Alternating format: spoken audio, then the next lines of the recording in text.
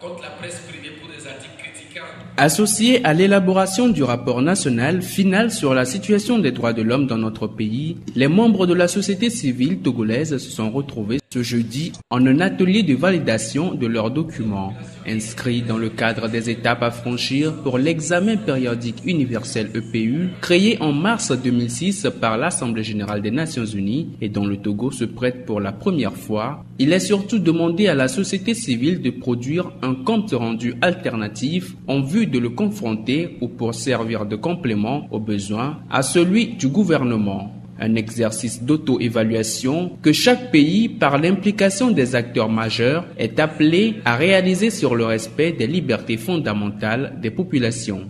La société civile a été associée, non pas seulement elle, mais également les médias, les institutions nationales des droits de l'homme et puis également des départements ministériels, parce que c'est un rapport qu'il faut préparer avec une approche largement participative. Parce que la société civile d'abord est très proche du terrain, des populations, et dans le cadre du travail que ces organisations la réalisent, donc il y a des éléments. Ils ont pas mal d'éléments à apporter et ils ont droit également à élaborer un rapport à soumettre. Donc c'est dans ce cadre-là que nous sommes venus. À l'instar des 191 autres pays associés à ce processus, il est important que l'État togolais mène des actions et démontre les efforts internes entrepris dans l'amélioration de la situation des droits de l'homme tous les 4 ans, et ce, dans le respect des délais fixés. Conscients de ce fait, les autorités se veulent rassurants. Pour le rapport national, il doit parvenir à Genève au plus tard le 4 juillet.